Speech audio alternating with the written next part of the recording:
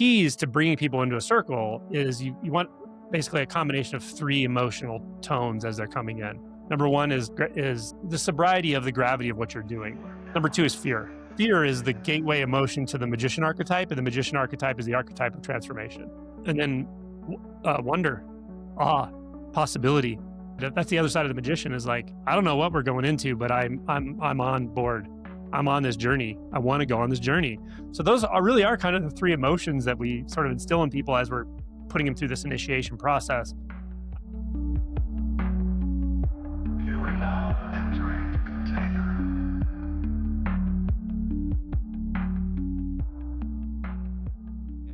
The container is now open. So wake up from the dream of separation. That is the message of our guest today, and it's the fruit of the process he calls awakening. So whether he's writing a book or hosting a podcast or giving teachings and hosting circles, he's teaching awakening from what I think is a really powerful perspective that's really grounded, and it doesn't lose itself in esoteric trappings. It is for people from all walks of life. And his podcast, Simply Always Awake, it's just a treasure trove of these insights. That's how we first got to know about Angelo's work. And then we found out through a really powerful energy healer who weirdly knew Angelo that he does we space practices, which we are obsessed with at the container. So we had to have him on. So today we're going to talk about this process of awakening and then how we can, bring all that kind of knowledge and wisdom into shared relational space. Yeah. So with that, hello, Angelo. Hello, thanks for having me. It's been nice meeting you both, and it'll be nice to get into it. Yeah. Yeah, for sure. So I guess the best place to start is at the beginning with your story of awakening, like how you became Angelo Dilullo that we all know. Sure. Like, what was that process? Oh, sure. I think maybe one of the most simple ways to explain it is, from my perspective, as I was growing up, I was interested in Eastern thought. I was interested in like Taoism and Buddhism, but not academically. I didn't go out and learn about them so much. There was something energetically, perhaps, or something intuitively interesting about Eastern thought, or maybe Eastern, even mystical stuff. But I didn't really know why. And I would do things like read the Tao Te Ching, and I didn't get it. I'll be honest. I thought, excuse me, there's something here for sure. There must be, but I'm not getting it. I don't have a sense of what this text, these phrases are actually trying to tell me to do, or they just didn't seem illuminated or open. And yet there was some instinct that there's got to be something here. So that happened a lot. It was kind of frustrating at the level of thought or mind or understanding. And that was kind of throughout my teen years, I would say, maybe my early 20s to some degree. I did learn to meditate when I was 19. That helped a lot. And when I say helped, I mean, when I was growing up, I had a lot of internal strife. I could tell early on that thoughts were uncomfortable, but I didn't realize the degree to which I was like hypnotized by my own thoughts. You could traditionally or therapeutically or psychologically, it might be called anxiety, but it seemed worse than that somehow. It seemed like there was something just not fully integrated happening. There was something about the way I was feeling as myself in this world that just was thoroughly uncomfortable. So when I learned to meditate, there was some help there. Like it definitely relaxed me while I was meditating. Maybe even got into some mind states that I hadn't experienced before, some sort of transcendent states. But there was certainly no fundamental change in my sense of self, my sense of life and reality and all. Um, Fast forward to when I was 24 years old. What got the ball rolling, I think, at this point was a breakup. So I had a breakup with a romantic partner, and there's something exquisitely painful about it. And at the same time, paradoxically, I knew this had to happen. And I could tell that there was something sweet about it in a way. It did make sense. It wasn't a personal thing. It was almost like the personal side of me felt kind of devastated or something like that. But this maybe impersonal side or something bigger than me, something beyond my dimension experientially, felt like it was starting to happen. And the only thing I could think of to do about it was to like pick up a book or, I had this bookshelf with some Buddhist books and so forth. And I picked up a book called The Three Pillars of Zen. And there's a chapter in there called um, Enlightenment Accounts, I think, Enlightenment Stories. And it's a group of people telling their story of going through this process they called Kensho in Zen, in traditional Zen practice in Japan.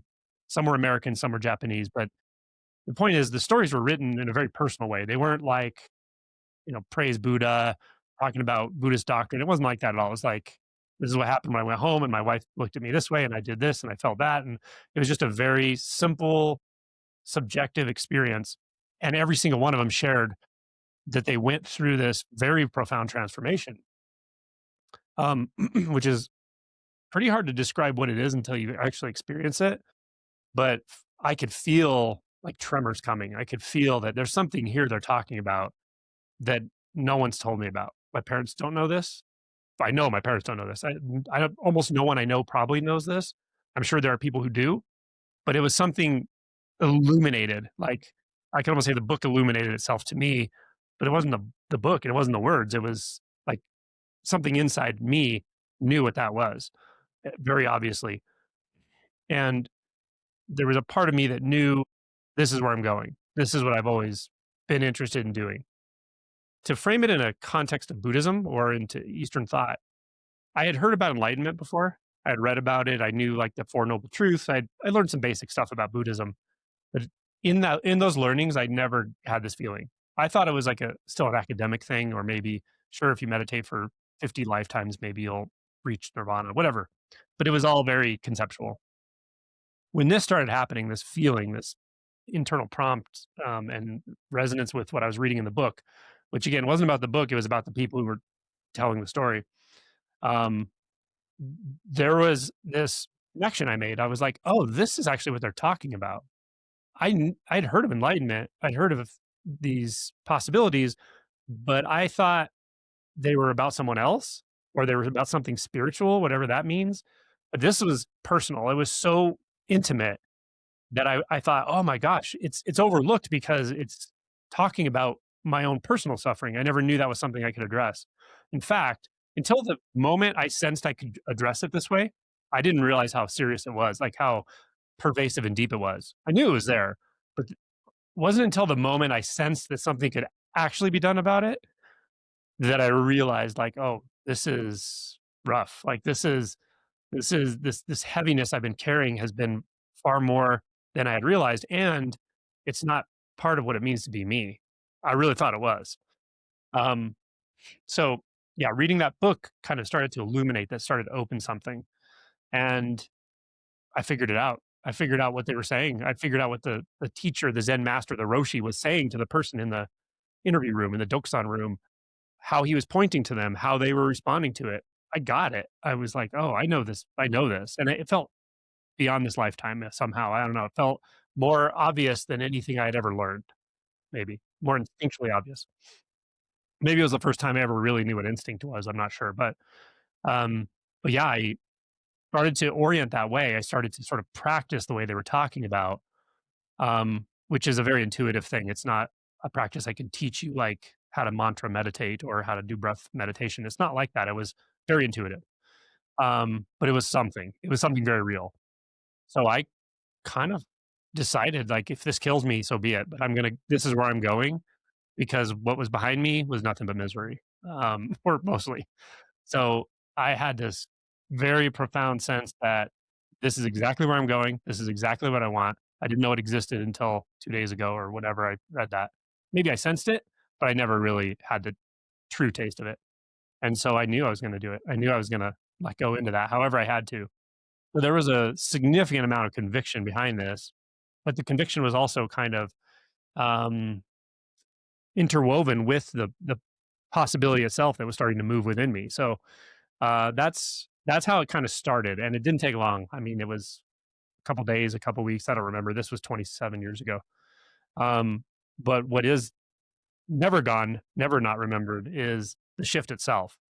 Um, by doing this, by working through this process that I kind of summated from the book, felt into, intuited, there was a shift in how I experience myself or consciousness or identity, however you want to say it. And I want to say what it wasn't at first. It wasn't like, here's how I think about myself now. And on the other side, I think about myself differently. That's not what it was at all. It was on this side, I think about myself in this way and this way and this way. And I think I know all these things about myself and these things I don't know about myself, but I generally know who I am, what my timeline is, what my history is, what my name is, what my gender is, what my desires and aversions are. I knew something about all that. On the other side of that, though, it was like realizing none of that was me at all. But the sense of me or being, let's say, replaced all of it. It was so clear and intimate that all of that just faded into the background. It was almost like I didn't have thoughts for a while because they were meaningless. And this, whether it has meaning or not, doesn't actually matter. It's so alive and so clear and so open and so free and so um, boundless that nothing can sully it, nothing can stain it. It was obvious, and it still is. So that was the shift, the first shift. It kept going, but that was the first shift. And again, it was a fundamental change in who I took myself to be or what I took myself to be. And it changed everything. Changed my the way I perceive life, the way I perceive myself, the way I perceive anything, the way I feel in connection to others, my openness, how I experience emotion. Like everything changed at a fundamental level. So that's what I call awakening. In Zen, that would be called kensho. It's just their word for awakening. Um, and I didn't talk about it really to anyone for about 15 years because um, it was such a fundamental change. I kind of didn't know how to talk about it, and also didn't feel like I needed to. I didn't need a validation for it. That's for sure from anyone. Buddha, they say like when you have this shift, Buddha himself could appear and say that's not the real thing, and you'd laugh because it's that obvious. It's so much more real than it took to be real before. So there was no need for any kind of validation or teaching or anything. And yet my experience was pervasively different than it ever had been.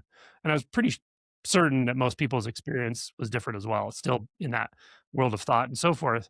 But I can't know that. Over time, I did meet other people who had gone through these types of shifts. But it was years and years later because I ended up actually not long after this awakening I talk about, going into medical training and then raising kids and like all this personal life stuff that just took all my time and energy. I didn't even think to talk about it. Um, we didn't have social media really back then, or we didn't, and internet was new, right? So it wasn't a thing to just get on and start talking to everyone in the world about your experience. Like it just never crossed my mind. Um, if it did, it would be something like, this is such a profound process, and I have so much respect for it, but I can also see how easily it can confuse people talking about it that I would never let myself talk about it. Kind of that. Like it just I had so much respect for it in a way, or really more like awe for it, that it just wasn't me that did it. It was beyond me. Whatever it was way bigger than the storyline of Angelo. So I think I just wouldn't have thought to talk about it. And then 10 years ago, give or take, it started coming up in very casual conversations, strangely. And it wasn't like I said, "Oh, hey, I had this awakening. You want to hear about it?" Not like that at all. I would be having very natural, normal conversations with people, sometimes about religion or God or something would come up, but I don't even know what it was. But something I was saying to them had an effect, and they told me that. I had friends or people who were close to me who started actually going through the shift themselves or preliminary aspects of it. And I couldn't ignore it. It was obvious. But I also still didn't make any conclusions like, "Oh, I'm a teacher." Like, "Oh, I got to go talk about this." Didn't happen. It was more of people saying like, "Hey, you should write that down." And, I ended up with a group of people I would send emails to talking about my experience, not as an awakening, but right now. And the email list grew a little bit. There were 20 some people, posted a few things on Facebook. And at some point, I had written quite a bit, and it just dawned on me that a book was coming into formation. So I just wrote a book, and I got interviewed on a podcast that was pretty popular, and that blew the book up a little bit. Not huge. It's not Eckhart Tolle, but it blew up a bit. And then I started a YouTube channel to promote it or to market it because I it's self published. And then the YouTube channel kind of caught on a lot actually. So that's how the awakening stuff started. I could talk more deeply about the insight itself or the shifts that followed or what it's like working with other people waking up. I mean, I could do however you want me to talk about it, or if you just have any questions about what I just said. Yeah, I have like this burning, I have this desire to go to something you mentioned that I think really, um, it's so important and I think really easy to miss. It's like the linchpin of your story really is when you get this collection of awakening stories that are actually very lived in and intimate with people's actual lives. And then it like hearing your story, it's like the crack that opens up is like, oh, when we're talking about suffering, we're not talking about like this thing called suffering out there. It's like, oh, I suffer. It's that stuff. It's the one that's so intimate in me. It's something that like even as I say that, I get like kind of a flush in the back of my head. Like that feels so important that there is this intimacy with your actual life that until you connect this wisdom with your actual moment to moment, the actual stuff, it can't happen. It's just playing with action figures or something. It's like Perfect. not, yeah. I totally agree with what you're saying. Totally agree. Um, I will say that let me define a little bit or like flesh out what I mean by suffering. But first, I want to say I've come to realize through the work I'm doing with other people, seeing many people waking up, going through these shifts, and knowing many people who haven't and don't, and that's fine. But the thing I'm going to talk about suffering, have noticed everybody has it. I think that hasn't had any shifts yet. Um, However, some people are much more sensitive to it. And that might sound like a good thing, but it's not. Well, it is a good thing for waking up, but it doesn't feel good. It's just this angst that's so pervasive. It's just like something is just off. And I think a lot of people learn to shut it down. Like if you say that to your parents when you're a little kid, probably going to scare them. They don't know. They'll send you to a psychologist or try drugs on like all these things. And I've had many people tell me this, like they had experiences like this even as a child, and their parents brought them to a neurologist and a psychologist and got really scared and they learned not to talk about it. Right. So, um, I do think that this type of suffering that I'm going to define, everyone has a version of it. And it's because of the mechanism of how we perceive ourselves through thought. But some people are much more sensitive, meaning there are going to be people who listen to this podcast who they're going to start feeling something move just hearing it. I know because I've done enough podcasts to know that. Some people are going to kind of get like, oh yeah, I sense it. Other people it may just kind of go over their head at first.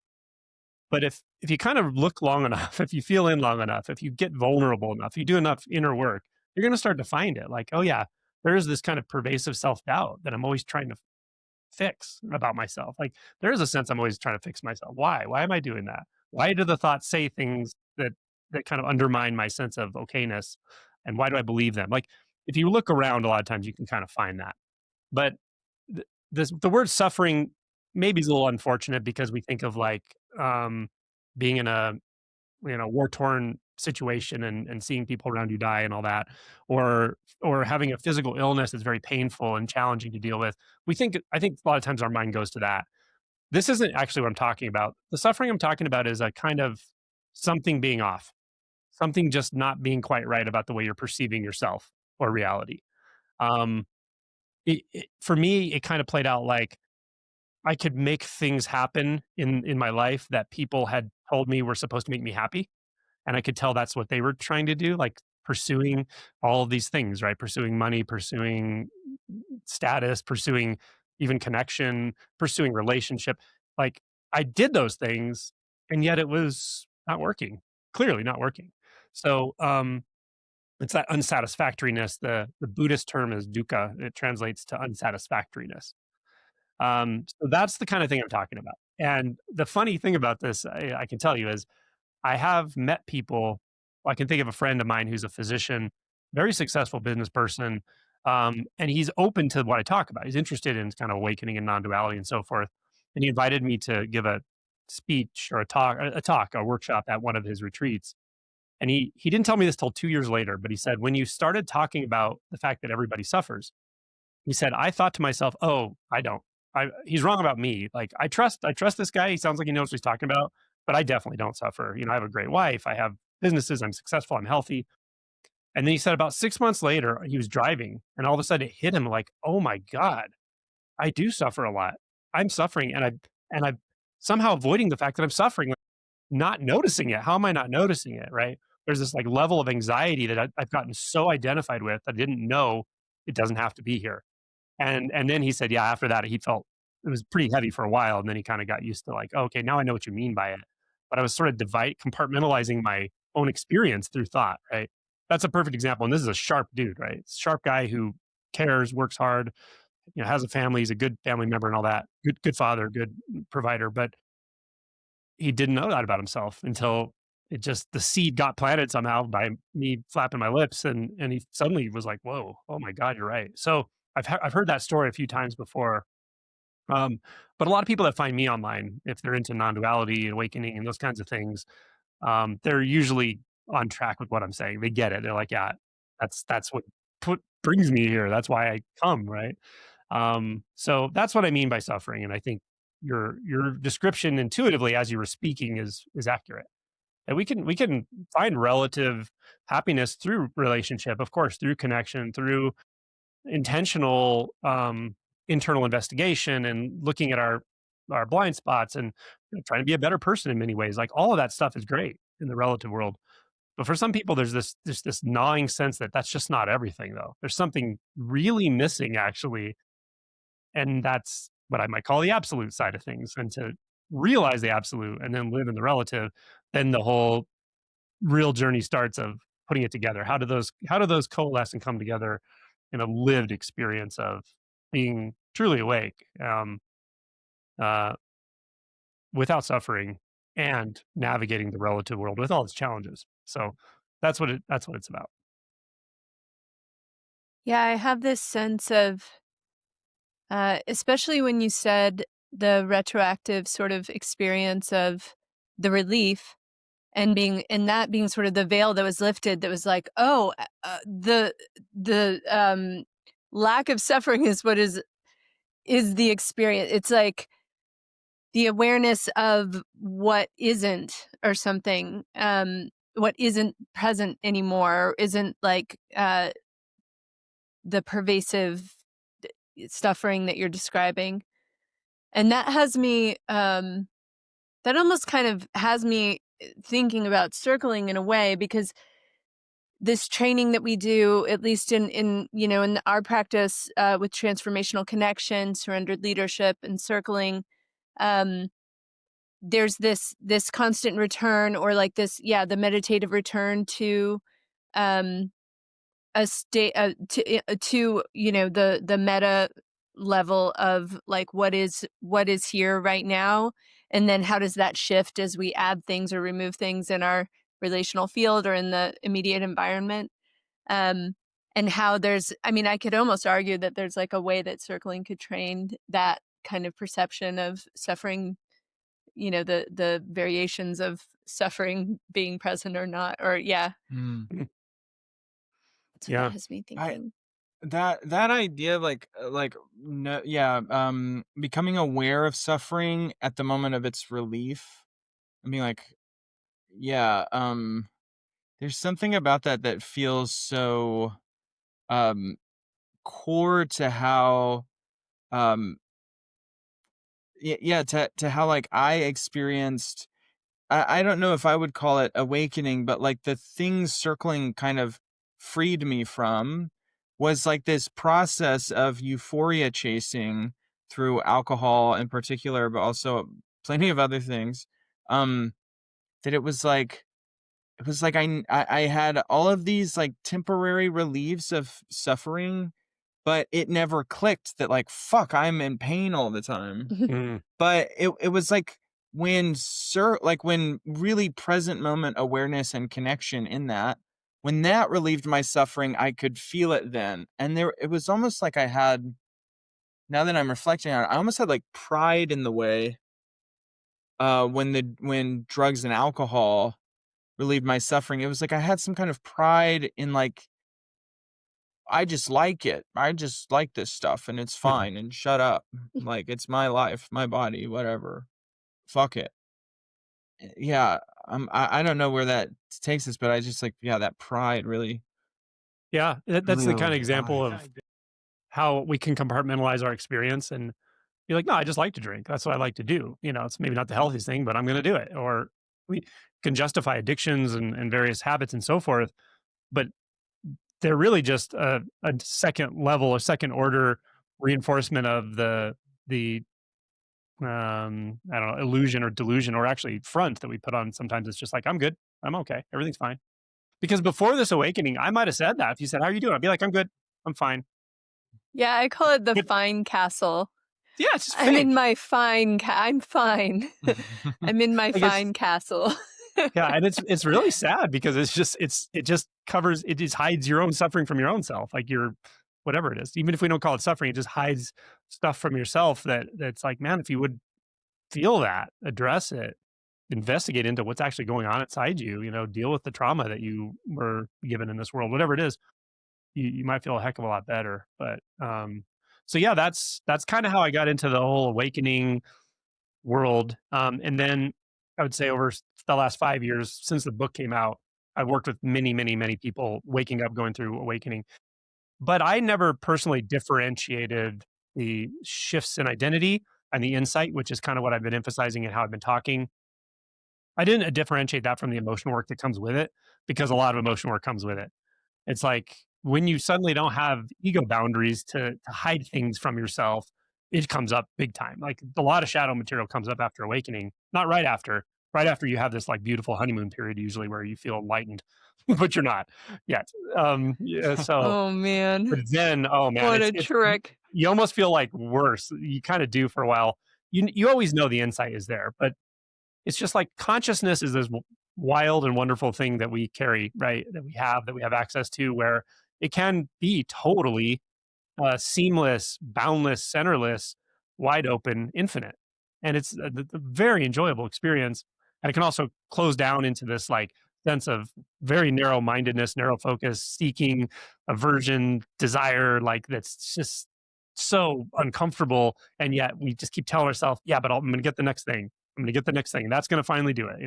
The last thousand didn't, but the next one will. The next person, the next sexual experience, the next hit, the next validation, the next moment of connection, whatever we're looking for, that this can be exceedingly uncomfortable, right? So consciousness is very flexible in this way. I mean, that's one of the things that starts to come online with waking up. But I got a little sidetracked. So I started talking to a lot of people about this, and then I really learned more and more about the mechanism of it. The insight is just clear. There's nothing to learn about it. It's just here. It's always here. But the mechanism of how different people shift, how they wake up, how they do shadow work, how they do emotion work. I've learned a ton about that just through endless interactions with people. Um, and one thing I did notice is that there's not good resources out there. There's not great resources out there for people who have a lot of shadow work, trauma, emotional repression, and are sometimes spiritual bypassing it. Trying to remember yourself back into that feeling of awakening euphoria and ignoring the fact that all these very difficult emotions are coming through and you don't know what to do about them. So that's pervasive in spiritual communities, even traditional communities, maybe more so in traditional communities, traditional Buddhism or Dzogchen. They don't address this stuff. They don't address the emotional part of things. They don't address the shadow material. They don't address relationality really either, aside from saying a sangha is one of the three treasures, having a group of like-minded meditators or whatever. That's about as far as they talk about it, right? So if you go to your teacher with, some trauma that's coming up and you can't escape from it, they're not really going to know what to do for the most part. Some will, but the vast majority won't. And the traditions and the processes that the traditions bring forward to help with insight, shifting identity, all that stuff, they don't talk about emotion work. They don't talk about shadow work. So then I don't know, 4 years ago or something, I saw this documentary, The Work, And I was like, okay, these guys are doing something almost no one's doing, or they know something almost no one knows. I mean, so I just was very moved by it, as you all said. You've watched it, and then I went out and met them, met the executive producer, met some of the facilitators, and a lot of what they do, I was already doing. Like I said, 27 years after having the shift, like I integrated a lot. I did a ton of work myself, but some of it was slow and to kind of like walking through the dark. Like I didn't have relational work to do. I didn't use a therapist or anything like that. But I mean, maybe some of that would have helped accelerate the process. But I learned it well. Feel like I have a thorough understanding of how humans suffer and how they, repress emotions and how to access emotions and how to move through these spaces. But meeting these guys and the way they've developed this process, um, really, really taught me a lot that I didn't know before, and really showed me how to work a container or how to actually work a group process that can get to the deepest stuff in people surprisingly quickly. So that's the Inside Circle, insidecircle.org, or the documentary is called The Work. And they don't necessarily call it circling per se, but some people just use that term because it's somewhat known term in relational communities or and so forth, but it's reasonably different than the kind of circling I've seen. And I can give you some. I thought of actually maybe the best way to explain it is just giving you some contrast. This won't be in contrast to what you do because I don't know what you do, but just in contrast to some of the authentic relating communities and the way they circle that I've seen, including online circling. And the contrast may help define what this process is. I often call it deep shadow process because it seems to get to the deepest stuff pretty efficiently. That's just for the listener. Before we dive into that, could you describe a little bit, like in the work, the documentary that you shared with us, which was we were crying, we laughed, we cried, we hurled, as they say in Wayne's World. It was quite a moving experience. Um, yeah, could you describe just a little bit of like what that is? It's a very special program, and it looks like real masters who have Totally. Yeah, I yeah, will. experimented with that. And it's this Um, unique legacy of a we space practice. So it feels so exciting to talk about on the container. yeah, the documentary itself is surprisingly un it's not well distributed actually. I mean, it's a rare person that I bump into that has watched it unless they've heard me talk about it. Um, and that's not because of the value of it. It's extremely valuable, and the editing is incredible. The filming of it is incredible, and the subject matter is incredible. It's just that it didn't get wide distribution for various reasons. But so what it is New Folsom Prison in the 1990s um, was, from what I understand, the most violent prison in the United States. They had many riots, a lot of killings, a lot of suicide, like brutal, brutal. There was a gentleman who was an inmate himself. He went to the chaplain and he said, "We got to do something about this. Like these guys are killing each other and they're killing themselves. What can we do? Start a group? Like let's find a facilitator. Let's figure something out." Right. I think this was right around mid 90s. Um, and he went out and he found this guy named James McCleary. James is a friend of mine now. He's the executive producer of the documentary, but James he's an elder. He is in his 70s now, and he still works endlessly. He'll go anywhere anyone calls him to do work and circle and so forth, and do these processes. But he had already developed some um, very functional and transformative and powerful processes himself. And he's worked with all kinds of groups of people. He's worked with people in leadership. He's worked with mothers who've had children murdered. He's worked with criminals. He's worked with people on the inside and outside, just everything. Like he's done a lot of work. Oh, he had done a lot of work in the Mankind Project. You probably have heard of that as well. Men's work. Yeah. So he had done a lot with that as well. So he was the one they brought in to try to say, okay, what can we do here? And from all accounts, the people I've talked to about this, when they started this program, no one would go. Like the inmates didn't want to go because they were scared. They were scared that, oh, if I go into this hug a thug thing and everyone hears about it, like that could be dangerous, right? So so they did something ingenious and it actually worked really well. They went and got the gang leaders and got them in there together. So these gang leaders of the Bloods, the Serranos, the white supremacists, like Aryan Nation. They got them all in. Not all, I don't know, but they got enough, and they got them to start going through the process. Then, because other people knew that these gang leaders were doing the process, they weren't so scared to come themselves. So then it was by invite only. If they saw something in an inmate or a prisoner that said this person looks like they're actually willing to do some work and get to the core of what got them in prison in the first place. So over time they built this process out, and I'm sure they further developed it from what James brought in the first place, but he was the original model of how to do this, right? Um, and the documentary was filmed in, I think, 2008. So this was, um, 13 some years after they started the process. And by then, a handful of the gang leaders themselves had become facilitators. They were so clear and so good at it. And so you see that in the movie, although the movie doesn't say this is the gang leader for the Aryan Nation, and this they just have their names. But I know them now. I know who they were and who they are now, and so forth. So these were like truly hardened criminals. Like these were some of the most traumatized people in the world who also became violent criminals, and the process worked for them. So the documentary is fascinating. What they do is they take some men from the outside, not in prison, not inmates, and not necessarily in any kind of legal trouble either, just guys who are struggling. And they would bring them in. I'm not sure if they still do this right now. I think COVID kind of got in the way of this, but they would bring these guys in and run them through the program over a weekend with the inmates who had already gone through it themselves as the facilitators, essentially. In the documentary, it's not clear, but there's a mixture. There are guys who are not inmates and don't have a criminal history that are facilitating, and there are also inmates who are facilitating. And you see how well they work together. Actually, you can tell how they work together a long time, and you can also see that they have a way of accessing people's stuff very quickly. You can see people just suddenly having these very intense emotional shifts, or intense stuff comes up through them like so quickly around these guys. And I can verify, having done this kind of circling or this kind of process with them and without them, that it's exactly like that. We can talk about the container and so forth, but the way we build it, it actually really starts bringing stuff out of people pretty quickly.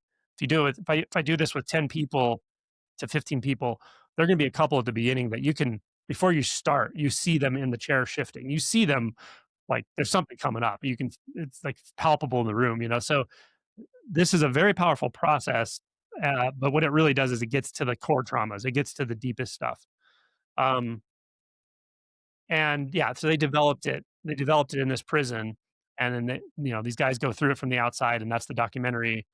Um, but even the documentary only really shows a fraction of what they can do. I mean, we do all kinds of different things in these groups, and the underlying message that I received in this training is something that I already knew and I already experientially worked with, or when I'm working with somebody, this is how I do it. But I think it can be summarized pretty well by a guy who's in that documentary named Rick Meisner. He's the biker looking guy, uh, got a blue bandana. That's Rick. He's a friend of mine now. He's out and he's a facilitator. And he's one of the most incredible facilitators I've ever met in my entire life. But he'll say at the beginning of a circling event with people, or one of these days we do, he'll sit back in his chair and he'll say something like, I don't know how any of this works. I just know I will go any fucking where you need to go. I'll go to the highest highs and I'll go down into hell with you. I will go wherever the fuck you need to go. And he will. And I will too. And that's how this works. So that's the gist of what this is about. Any questions about that so far? Well, I'm just I think the thing that stands out to me is that with the practice of circling that we are familiar with, it's a much more kind of organic, like these things will arise and you can see when they do, and like, oh, we could go into that and we could follow it all the way down. But it's a group process of like, is that what we're going to chase, or are we going to, go in this other direction? And there is like a strong emphasis on not fixing or changing or healing. That's kind of one of our main agreements in the space. So there's something really like uh Well, it's like the thing that I always wanna double click on, but we have agreements that keep us from doing it, which is like, "Oh, I can see that that person is, like, ready to go all the way down, but we're, there's this kind of like what is going to be revealed in this organic process, and letting things be what they're going to be." Um, so that's Yeah. just yeah, that was what came up for me is the kind of the differences and like what would it be like to do that practice where you're actually like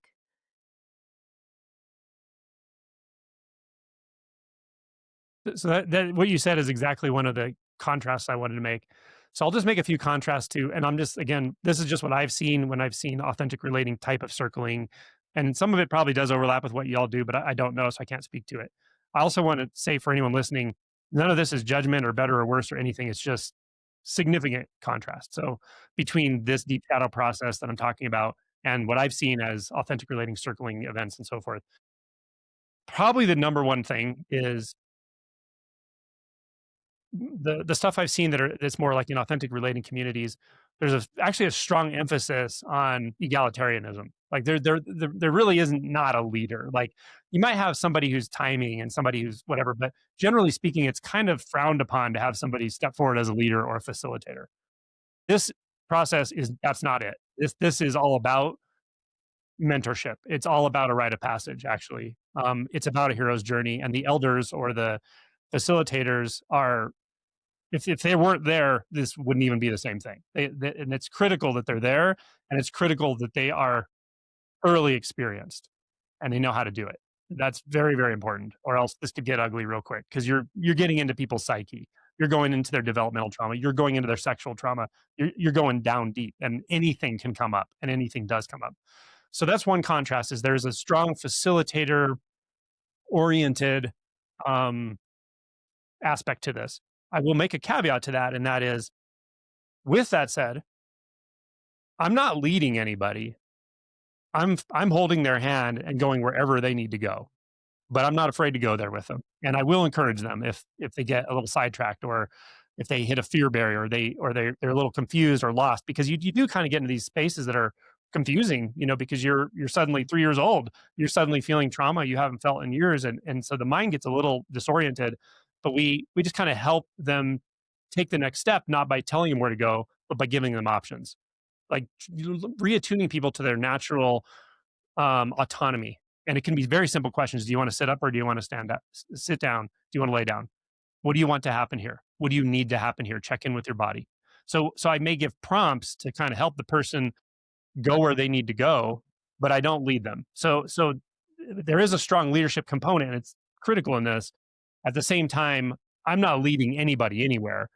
I'm really there to truly facilitate, to just facilitate, and that requires a lot of experience to know those boundaries too. Because I could just be too hands off, and someone just gets a little dissociated or a little starts feeling some trauma, don't know where to go, and nothing happens. When we do this, something happens. We get to completion, and we get to something that actually gets processed. So that's one big contrast I'll make, and it's probably the biggest one. Um,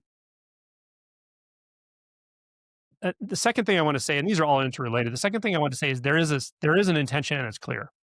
When I've been in some circling spaces, one thing that I found challenging was I'm not really sure what that person wants to do. That person wants to do that. I'm not sure what people are here for. Some people want to feel connection for sure. Some people want to get attention. Some people want to kind of be a leader without being a leader. Like there's all these motivations that I feel in the circle. I'm not really sure what's going on sometimes. And that's okay too. That it has a bit of an experimental sense or vibe to it or whatever. In this space, it's very obvious what we're doing. And we make sure that as we do a kind of initiation process at the beginning, as everybody comes into the circle, we make sure that they're not only in clear that we're what we're doing, but that they're willing to do what they need to do it. And we just ask them. So there are some agreements that we use and so forth, but we don't require anyone to do anything specific. But we do check in to make sure that they're actually here for a reason. They're here to do something for themselves. And that's the third thing. The third thing is in authentic relating communities, T group circling, it tends to be much more focused on the relationality of it. It's something about relationality that we're here for. In this case, That's not primary. The circle is critical. The circle is critical, and they do interact with these movements like you saw in the movie. You'll see some collective stuff going on, but it is guided by the leader and or well, it's coordinated by the leader or the facilitator, but it's really guided by the person going through it. So again, we may have someone in a trauma space that's processing very intense stuff, and I might ask them, "Do you need support or do you need autonomy?" And depending on the way they were traumatized, one of those answers is right and one's wrong. They may need everyone to hold them. They literally may need hands on their body to just feel not dissociated, or to feel like, okay, I'm in a safe space with other humans. Or maybe their autonomy has been co-opted by their trauma in some way, and they need to actually feel like, oh no, I can actually feel this guilt or this fear, or grief. I can feel this without support. I actually don't need support. I can actually embody this. I have the capacity. So again, I can't tell what that person needs, but I know they know, and so I'll ask them.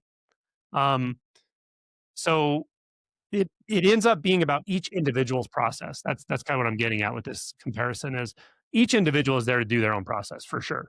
The facilitators are there to like help them and facilitate it and help mold and change the container as needed to get to allow them to go where they need to go. But we kind of do it in turns, right?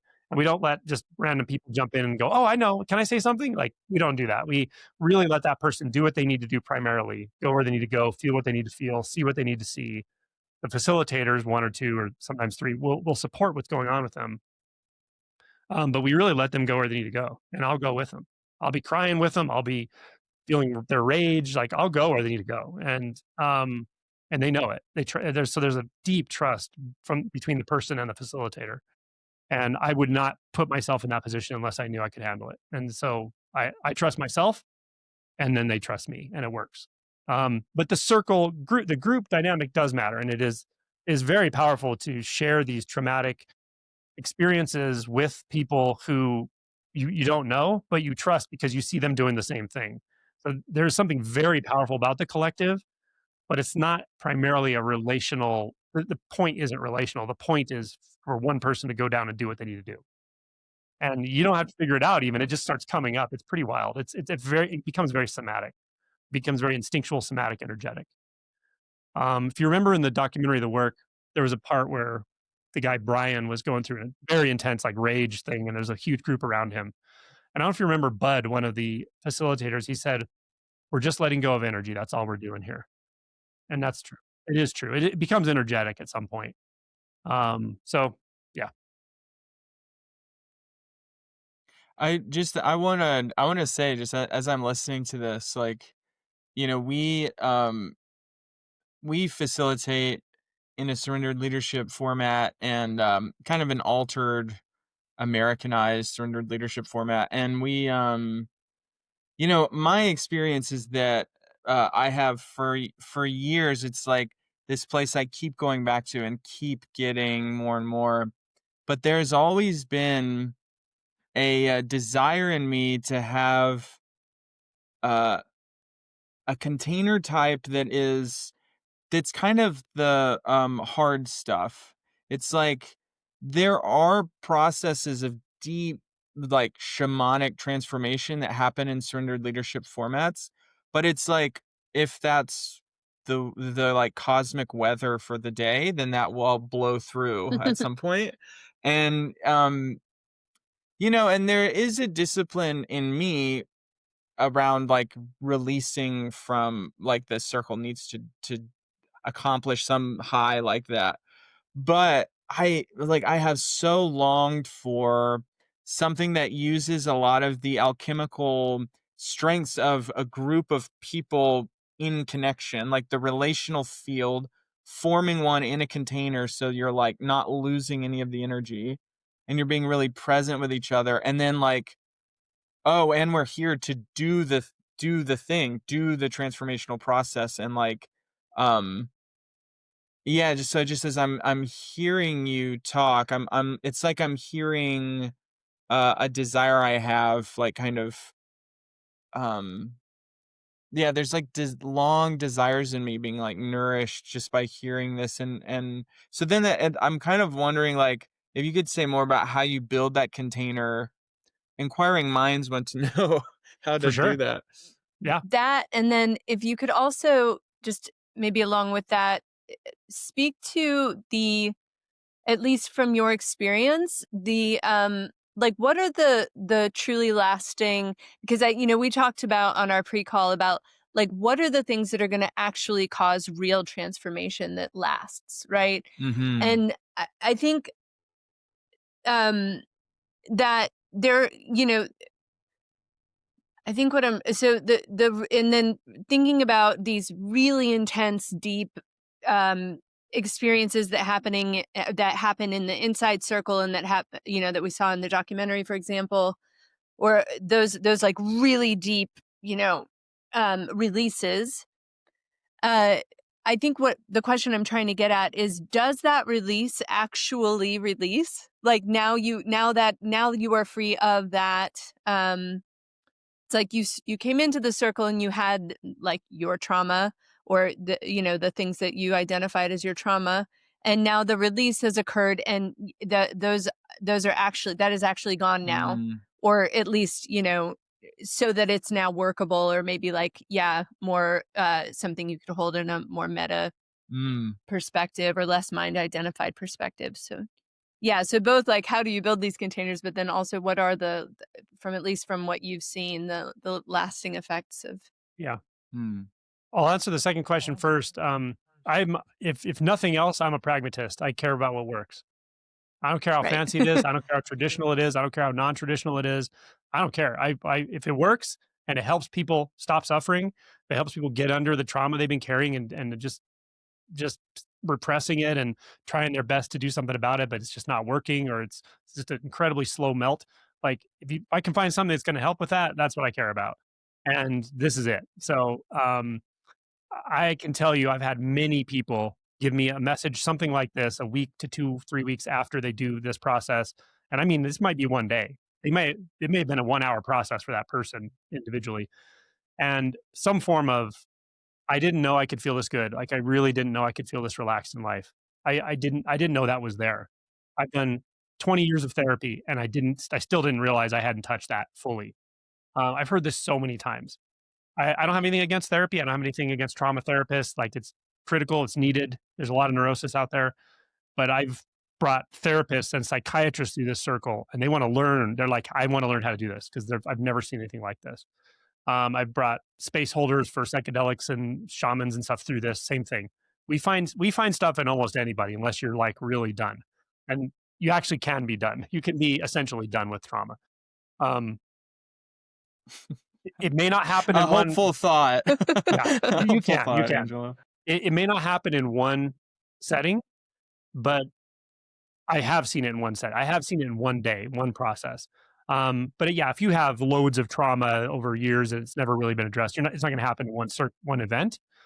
But you will notice something. You will definitely notice something that's permanently changed in you, and you may need to come back and do more. But uh, it's profound and obvious. You can physically see it in people. I've had people who come to these groups who have no experience with it, and they'll make comments about one or two other people in the group. At the end of the day, they're like, "You literally look different.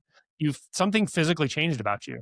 Something energetically changed about you." I mean, they look to me too like their face Yeah, looked different, the face and it's like changes. Yeah. it's crazy, right? And so those are more subjective things, but I'm sorry, those are more objective things. Subjectively, what people say is this works for them, and it's worked for when nothing else worked, including awakening, including years and years of silent meditation retreats, and even being monastic life. People who I know have been monastics for 20 years have done this process with me and have had change that they'd never had before. So it works. That also relates to question number one, and it's kind of like, why does it work?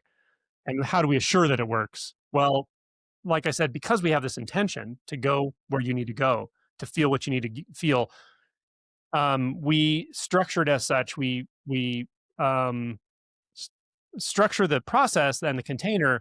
We also structure the communication with the facilitators throughout, and we make sure you're connecting the dots by the end. So James McCleary, I would say this guy has fused so many things together. Like he's a psychologist. He has a PsyD. He has a degree in clinical psychology, but he also went and did worked with an indigenous tribe in Africa for 10 years to go through their rites of passage. Did something similar with a tribe in South America, including the ayahuasca, all those things, North America as well. So three different indigenous cultures. And he also just synthesizes everything he can together. He's really kind of a genius. He's one of those genius guys, but he's also down and dirty, goes directly to it. He knows how to get to whatever's in there with anybody. And he's a giant heart. He's the sweetest guy you've ever met. So with all those things together, like you can imagine the amount of transformation that happens around him. But I will say he generally models this process after the hero's journey.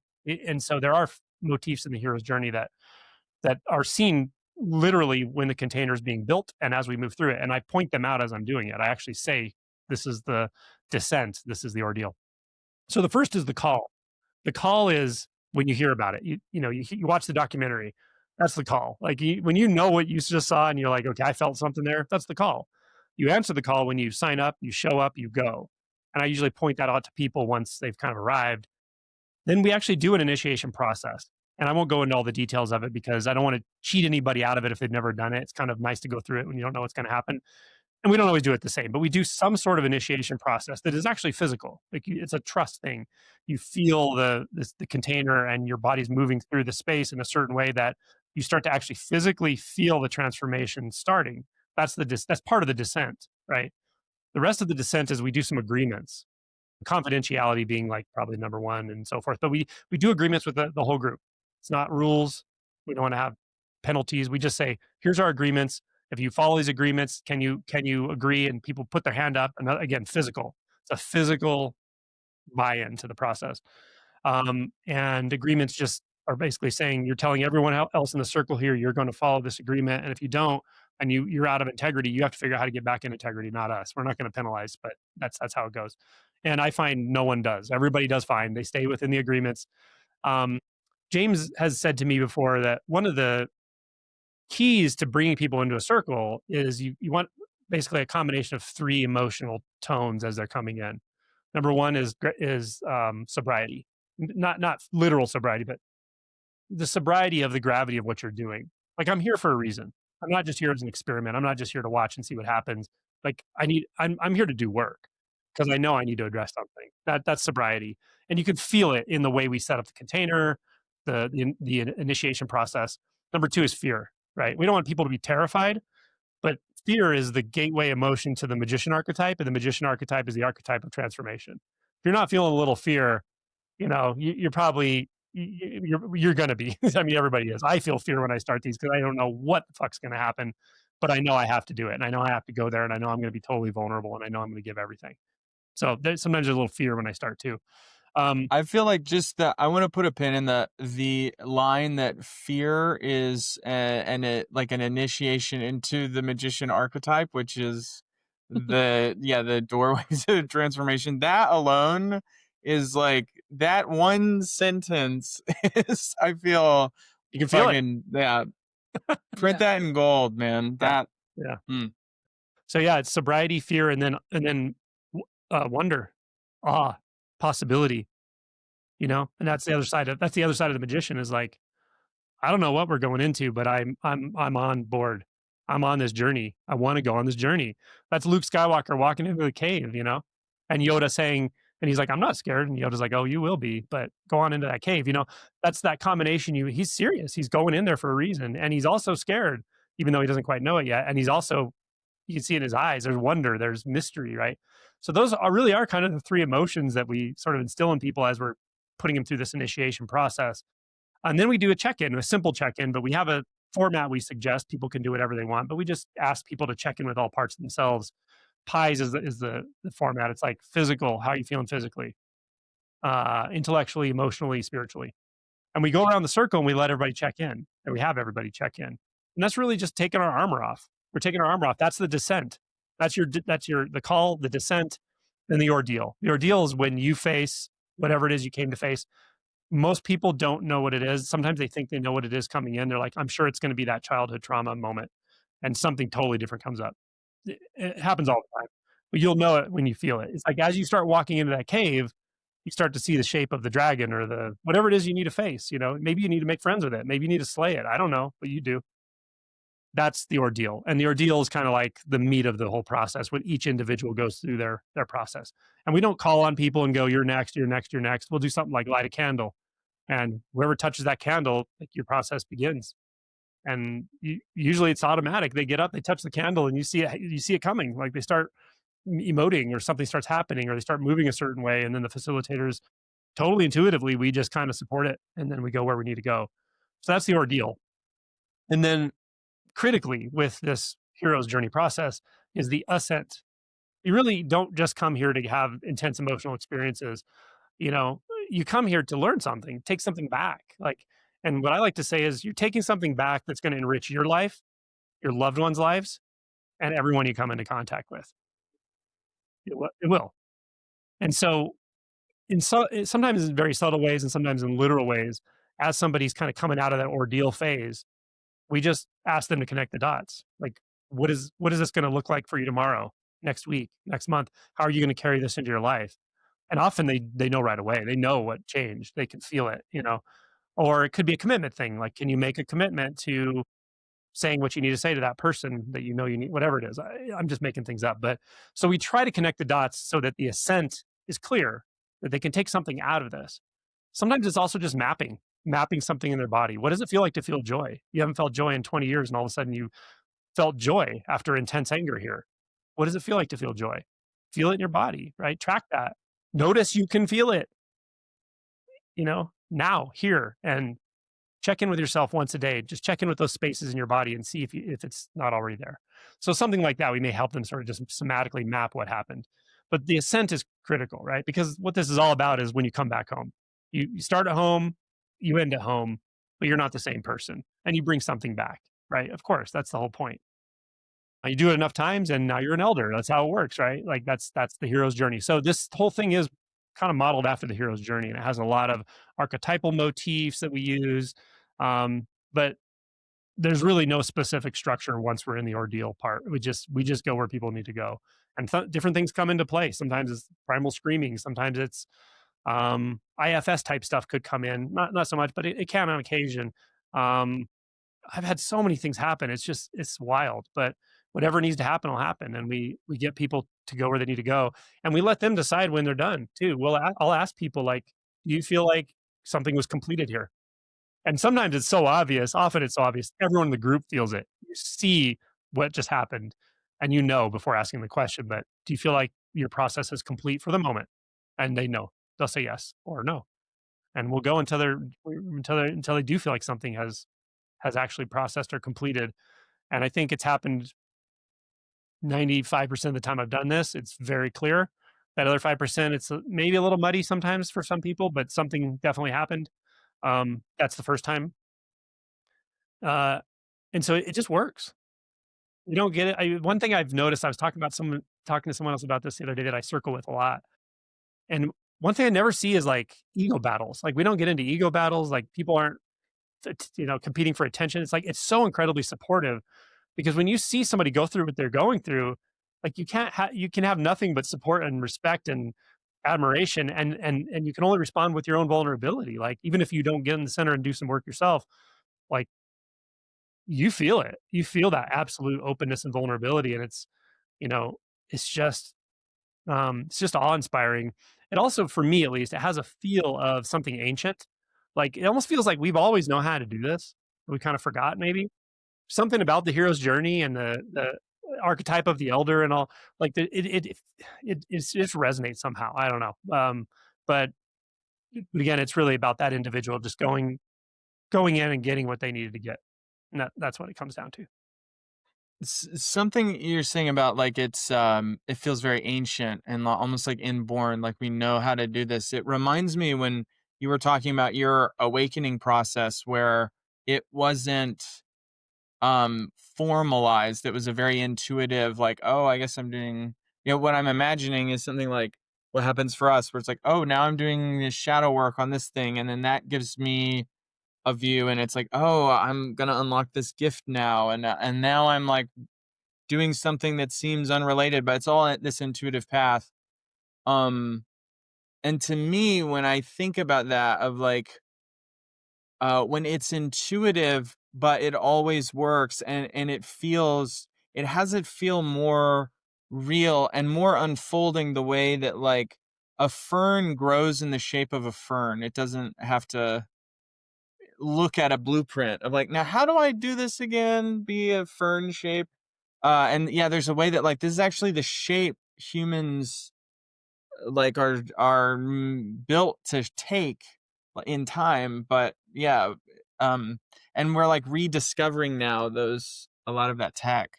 Totally. I wanna ask them the $1,000,000 question, Mm. the $1,000,000,000 question.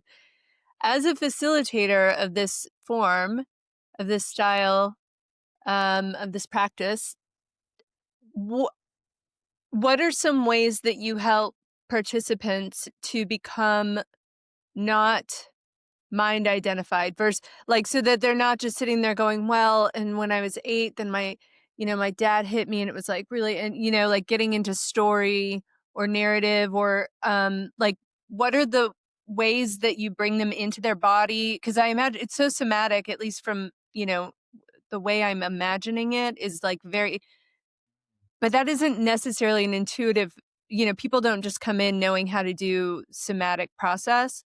Mhm. So yeah, I just feel curious about Yeah. how you do that. That's a great question. So primarily it's intuitive. Um, there are times when I've let someone just tell the whole story and just kind of not interrupt in any way at all. And not a lot. It happens on occasion though. And it's usually when the story is just so poignant. It's usually traumatic. It's just so poignant. And I can feel, at least I think this is my perception. I feel that that person's actually processing just by telling the story in a group. They need to have that. Right. They need to have someone bear witness to this fucking horrible thing that happened to them. Like a few of them are sticking out in my mind, and I feel some transformative aspect to just that. Usually, even then though, usually at the end, I'll kind of say, you know, do you want to go down into the emotion of this more? Is there any part of this you want to process or feel, or I'll make suggestions, and I just leave it up to them. Sometimes they will, and sometimes they won't. And if they feel complete, I'm fine with that, but what you're asking is an important question, and I this happens in the awakening spectrum of things. It also happens in the circling, and there's a lot of crossover. Um, so it's sometimes it's as simple as just going, "Can you tell me where you feel this in your body right now?" Yeah, do you want to check that out? Um, Sometimes it's like, "What emotion are you feeling right now?" If it's not, if they can't go directly somatic, can you label an emotion? What's going on there? Um, Sometimes we do something bioenergetic. I may have somebody like, for instance, this is a good one if somebody's feeling a lot of anger, but they're repressing it and they're not fully clear that they're repressing it, or maybe they are, but they're just like, I just don't know how to express anger, but I know there's something in there, whatever. I might just have them stand up and push on my hands. Like sometimes bioenergetic stuff, like just getting the body moving, that's what needs to happen. So sometimes it's movement based, sometimes it's role playing. We can actually set up role playing with people. Um, and just repetition. Also, you can check into what if they don't feel safe in some way. Is there some reason you don't feel safe? Does it not feel safe to express anger, and why not? Like, what did you learn about that, or something? So I'm just throwing things out, but I do everything intuitively in these circles. Uh, I find that most of the time people will go somatic. It will become a somatic process at some level. Um, I do find people who have had awakening shifts and stuff, they tend to be a little better at going somatic quickly, especially if I'm doing this. I'll actually do this at meditation retreats on occasion, like silent meditation. So people have been meditating for 3 or 4 days, they go somatic very easily because their mind is just quiet. There's not much to think about. So it's a lot easier then. But yeah, sometimes it's a little tricky, right? Somebody's very in their head, and but that itself is a trauma response, and just trying to help them see that. Oh wow, I see how that clever mind of yours has saved you over and over in this lifetime. Yeah. You know, let's feel that. Let's feel that together. Like what a warrior energy that has in your mind. Can you feel it? And just try to find that rapport, and then be like, can you find warrior energy in your body? How would your body move like a warrior right now, if it could? Whatever. I just kind of intuitively do things. But again, I'm not really trying to lead people. But as a facilitator, you're going to see times where it's like everyone in the room feels the repressed anger, but that person's not fully aware of it. So yeah, we try little clever things to see if they can get a little deeper into it and so forth. So yeah. Hmm. Man, I want to do this I want you guys as to I'm do it. hearing you. yeah, I'm just like, okay, where do we sign up? That I'm like, I'm gonna sold. be one of the ones that already got all their trauma figured out. Oh yeah. My my little arrogant me is like, I'm pretty sure I've gotten pretty Yeah. deep in there. I'm done. Yeah. Yeah, you might be. I'm Who half knows? joking, but I'm actually kind of serious. You know, One which thing I is will say about this that goes along those lines a little bit to people who are maybe watch the documentary like, oh, that's way too intense. I don't want to go in there and talk about my childhood trauma when I was 5 years old or whatever. And what I usually tell people along those lines is, or whether you're like, I've done a lot of trauma, I've done years of therapy, I've done work myself, I feel pretty good, you know. Yeah, that's fine. I don't have a problem with that. And maybe you have done it all. Maybe you've really addressed what needs to be addressed. Um, but what I will say is when you're in the circle itself, and you may not be doing shadow work, you may do light work. Yeah, maybe you have worked through your trauma, and so forth, but there's just something you're just not seeing that's a new dimension of your life that could open up, and it's just a little bit gray still for some reason, and boom, you're like, oh shit, that's where I want to go. That's where I need to go. Who knows, right? Um, but some people could watch this documentary and see like that rage coming through or those really intense emotional experiences, and that itself is daunting. But what I will tell you is when people are actually doing it, they'll report that it feels good. They'll report like, "I wanna feel this. I wanna feel this fucking anger. Like, I need to feel this." Mhm. Mm-hmm. Like, they feel very, very in alignment. It's not like you negotiate with it, "Oh, do I wanna do this, or should I feel this, or should I think about this trauma?" It's not really like that. It just starts coming, and it feels right. It feels in alignment. Mhm. Yeah. I think I've had something like this a few times in our processes. And yeah, the experience of this of the it's like being it's like coming through. It's not yeah, and then it's like you're kind of riding it. It's like and it's just coming out and it feels like yeah, like so weirdly like the way yeah, I was gonna say like vomiting feels good in a weird way. I don't know. Something Mhm. maybe that's not quite the right comparison, but Yeah, like, it's maybe it like is for something some leaves, people. right? Something almost leaves your body. Some energetic shift that needed to happen happens, and yeah. Yeah. All I will also say too is doing this as a facilitator, you don't feel in any position of authority or elevated above anyone at all. In fact, like I said, I have to go where they go, wide open, totally vulnerable. I'll feel all their pain with them, and I will. And that, I mean, I feel that. Like at the end of the day, I'm just like, you know, I'm glad I did it, and I love that I did do it with people.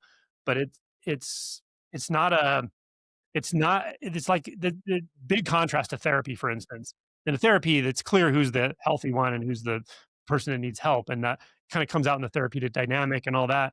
This isn't like that. I mean, we're on the floor crying together if we need to. We'll do what we need to do, and I'll go where you need to go, and I won't hold back, and I won't be the facilitator.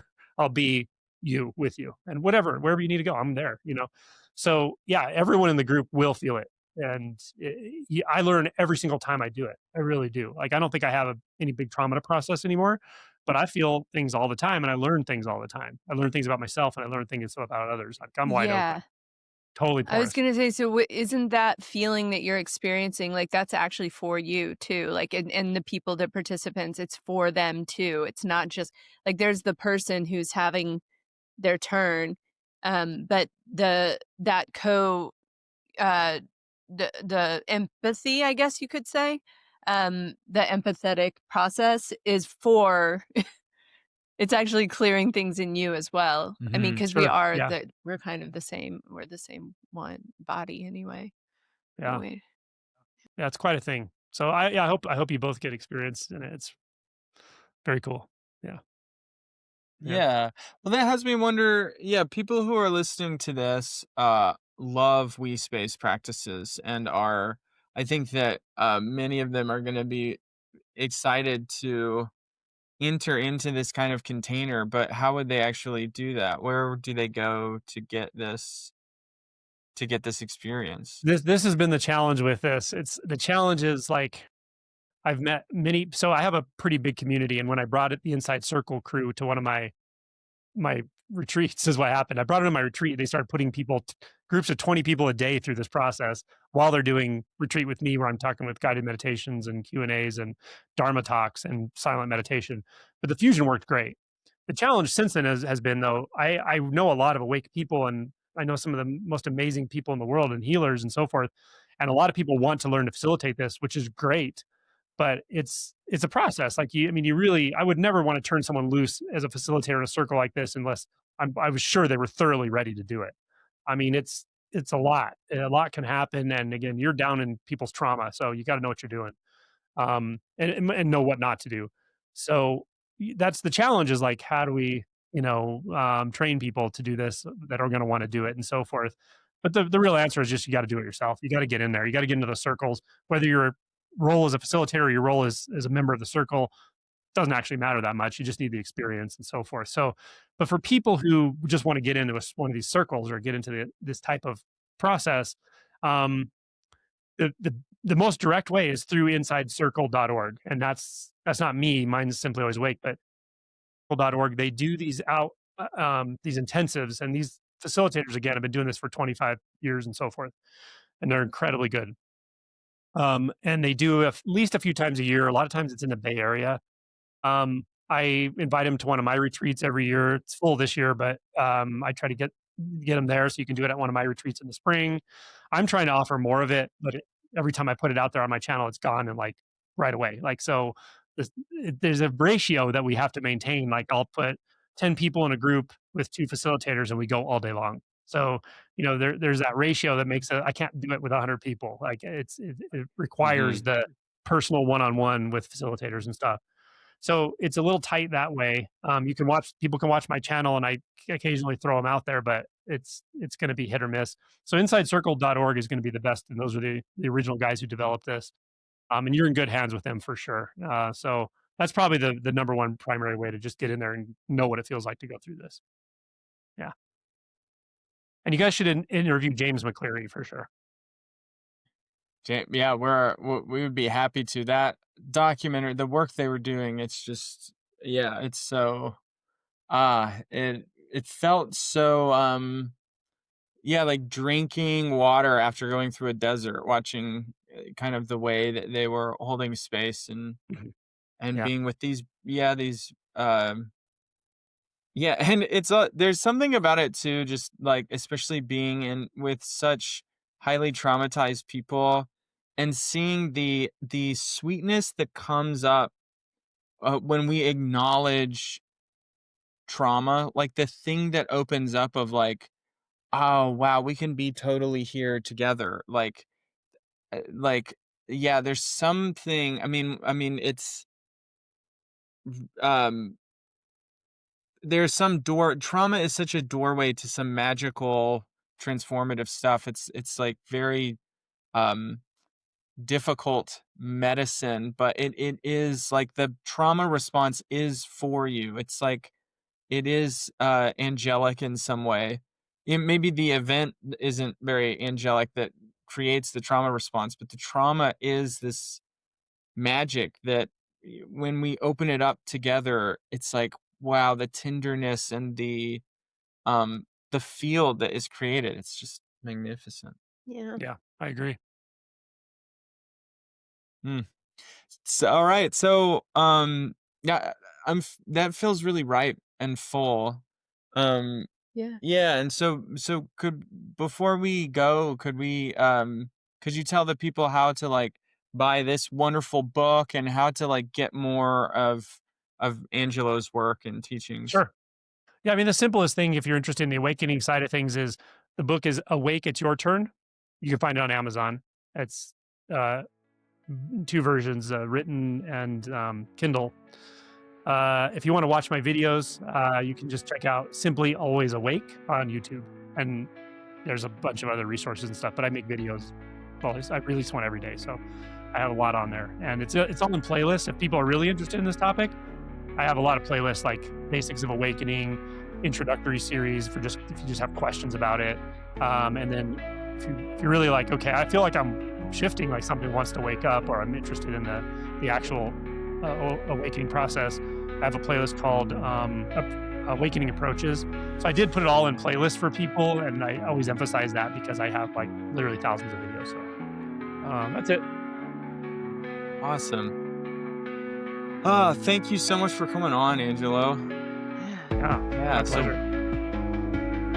with that, the container is now closed. You want to take us out? Keep it namaste.